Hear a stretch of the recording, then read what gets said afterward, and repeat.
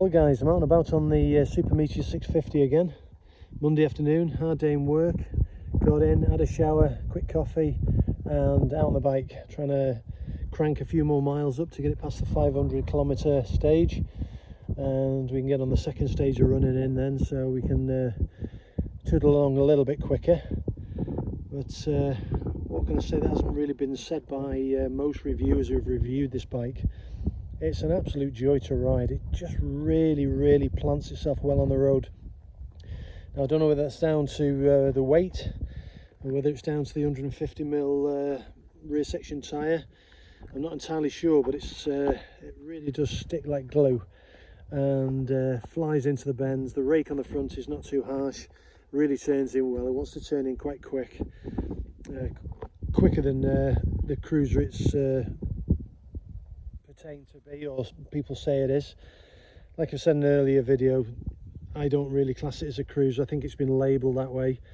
The Super Meteor, or the Meteor I should say, the 350, is a similar configuration. I would think on that the foot pegs are a little bit further back. They're certainly not mid-mounted or towards this part of the bike where you would think the traditional pegs would be. I think on the Meteor they're somewhere in the middle between the two, not as far forward as on the 650. But yeah, stunning riding experience, especially in somewhere like this, guys. I mean, I come here quite often just to contemplate and chill out, because you can literally see for tens and tens of kilometres, and there's no houses, there's nothing. It's just totally little trails going down into the forest. You're just in the middle of the mountains, and this part of Spain is very similar to a lot of places that are totally wild and unkempt and forestry. The difference in Spain to Wales, I was going to say, where we moved from, is that when you look around in Wales at the landscape, as you look around, all you see is dry stone walls and fences.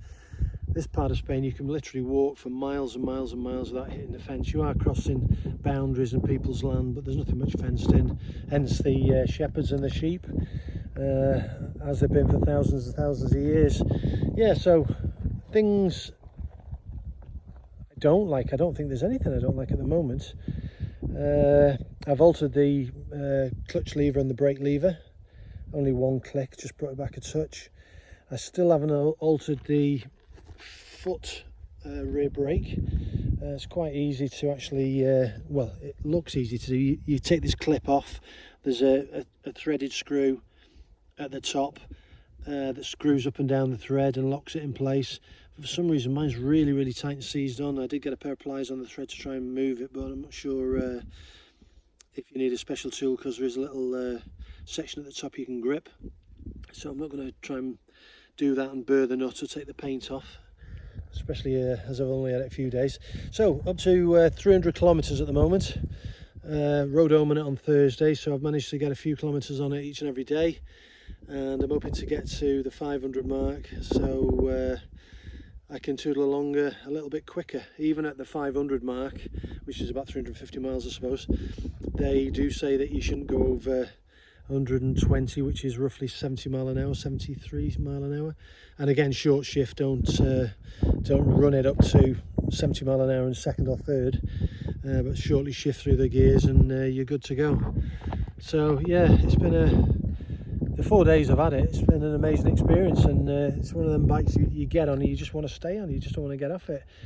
I had misgivings about the forward mounted pegs when I first got it, and a few people have said they've got a bad back because of the position, but I pretty much think I could spend 8 days in the saddle on this, no problem.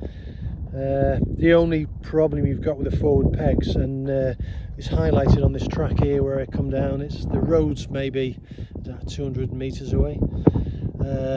Every bike I've brought down here, every Enfield, the 500 Classic and the Himalayan, first thing you do when you come off onto a bumpy stretch, this section is not too bad, around the corner it's really rutty, is you stand up on the pegs. Well, on a forward mounted set of pegs you can't do that. There's no way you can stand up.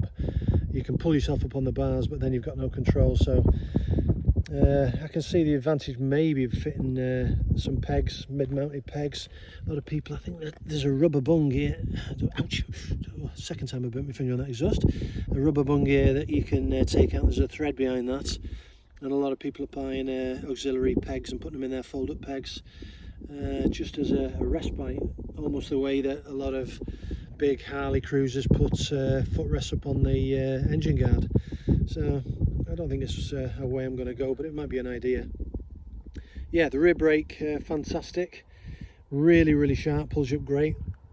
Front brake, same size as the rear brake, and with a by Brembo, the subsidiary of Brembo. Brembo own the company, but they've aptly named it by Brie, which means by Brembo. So they are Brembo brakes. Yeah, what can I say really? There's not too much that hasn't been said in all the reviews, other than really you need to try one.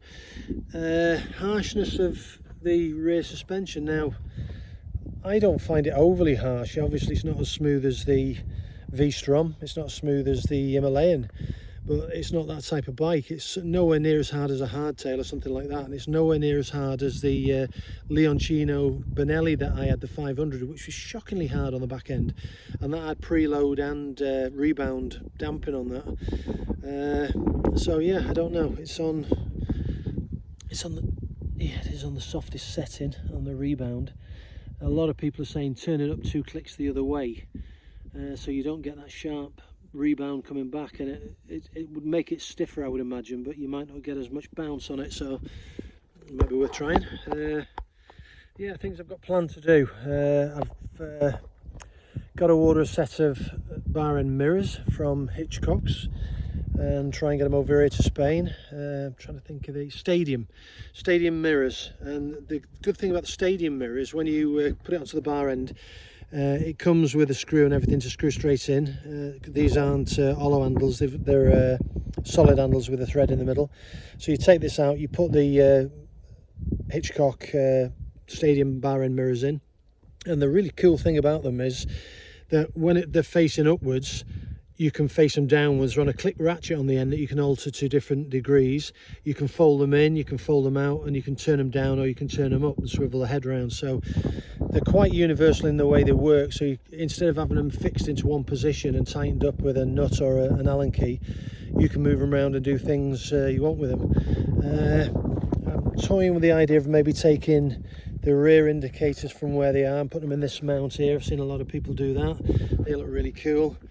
I could do with something on the number plate, a number plate tidy. I'm not a big fan of all that chunky, the way they've done that. I'd rather have something slightly different, but maybe due to regulations I'm not going to go down the sign mounted number plate that goes on the side there.